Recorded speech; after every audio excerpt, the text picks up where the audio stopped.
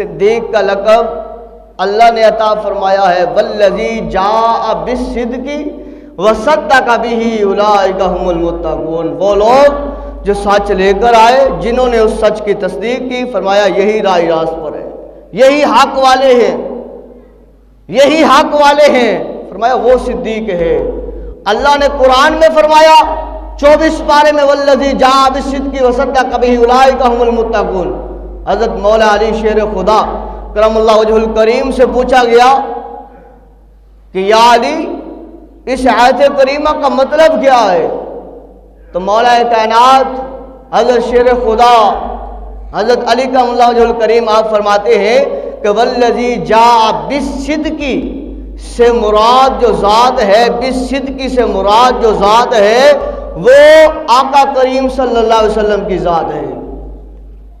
اور حضرت علی کرم اللہ وجہ الکریم فرماتے ہیں وصدق بہ، وصدق بہ سے مراد جو ہے کائنات میں کوئی اور ذات نہیں بلکہ صدیق اکبر کی ذات ہے۔ فرمایا وہ صدیق ہے، وہ صدیق ہے۔